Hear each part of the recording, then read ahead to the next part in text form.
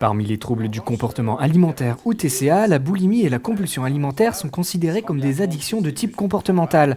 À ce titre, elles utilisent les mêmes mécanismes que certaines dépendances. Probablement, au niveau cérébral, ça fait intervenir les mêmes circuiteries. Donc il y a un certain nombre de centres qui sont impliqués au niveau du système limbique et puis on admet qu'il y a un certain nombre de neuromédiateurs qui interviennent et dans les troubles alimentaires, sérotonine et dopamine sont sûrement deux circuiteries de systèmes de neuromédiateurs qui sont largement impliqués. La neurotonine, c'est un dopant.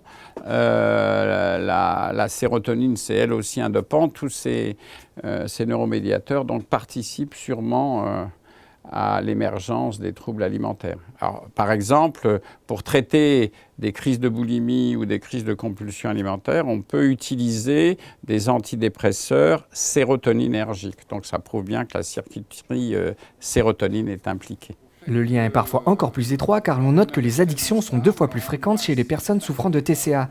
Les soins sont également similaires puisque l'on observe une période de sevrage. On observe effectivement une période un petit peu de sevrage où on va dire entre, par exemple si les malades sont hospitalisés, entre le 10e et le 20e jour, on a vraiment une zone de grande angoisse, de grande instabilité, de dépression où les malades, si on les laisse, ils voudraient bien sortir pour aller faire une crise. Donc là, nous, on doit être particulièrement vigilants à ça et pour ça, ça se rapproche assez des sevrages à l'alcool ou à l'héroïne. Et non loin des TCA, la nutrition des personnes addictes peut être préoccupante. Bon nombre de personnes dépendantes ont des carences nutritionnelles en rapport avec une alimentation déséquilibrée, restreinte ou anarchique. Il est clair que l'alcool, l'héroïne, la cocaïne modifient le comportement alimentaire, modifient la sensation de faim, modifient l'appétit et que donc on a des malades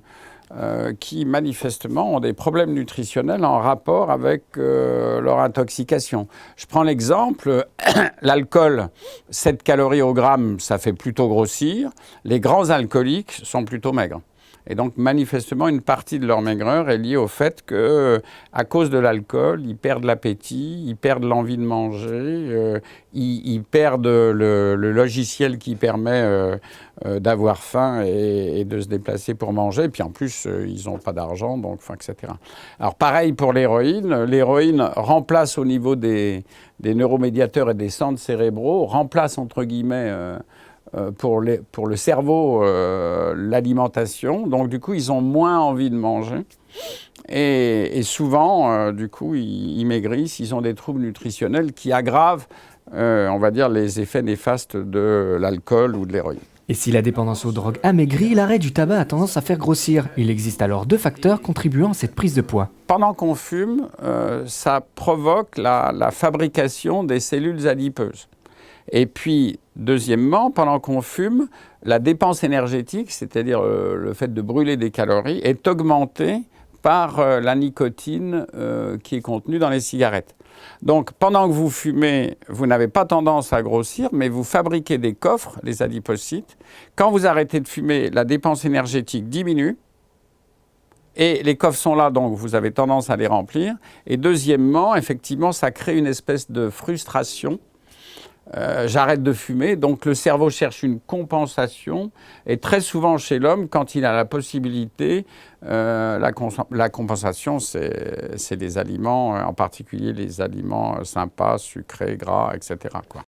Une réaction? Un témoignage? Commentez ce reportage sur dijonsanté.fr.